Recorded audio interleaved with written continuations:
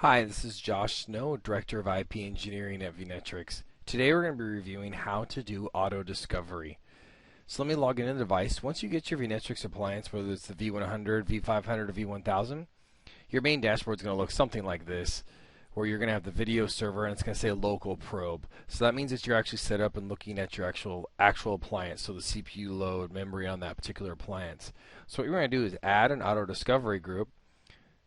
You're going to pick the video server, the main one up here, which is also your local probe. I'm going to name it mine test. You name it whatever you want, camera group, whatever makes sense for your organization. So I'm going to do automatic device identification, may create many sensors, and then I'm going to pick IP and subnet. So basically what I'm going to punch in here is the IP or a group of IPs for my camera subnet and my servers that I want to track. And you could do multiple auto discovery groups. So right now let's go out and just capture everything at 192.168.77.0, which is my camera subnet. So you put in whatever your camera subnet is that makes sense for you. So let's do perform auto discovery of known device IPs and use DNS. So let's try to capture as much information as we can in this auto discovery process. So then I click continue, and you can see the test auto discovery progress is in progress at 0%. So I'm going to pause the video now and come back when this is done, and we'll finish the auto discovery.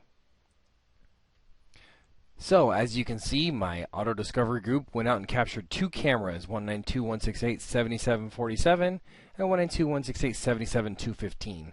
Now auto discovery captures every sensor available on a particular device, so we're going to want to cut that back. So let's go out here and let's go into the 192.168.77.47.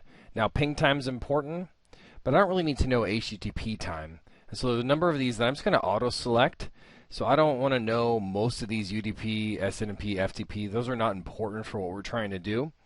Basically, we want bandwidth, which is this ether 0. That's the bandwidth of that particular camera. And we want ping. So those are the two that we want. So let's go out here and then delete. Yes.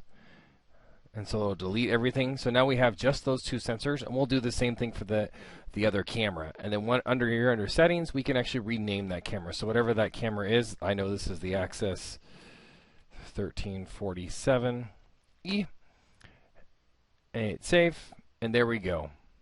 We've gone through the auto discovery process. Very simple. Now we're off and running. I can see that my Ethernet 0 and my ping time are up and running. Thanks, and I appreciate you taking a look at this tutorial and look for others coming up. This is Josh Snow, Director of IP Engineering at Vunetrix.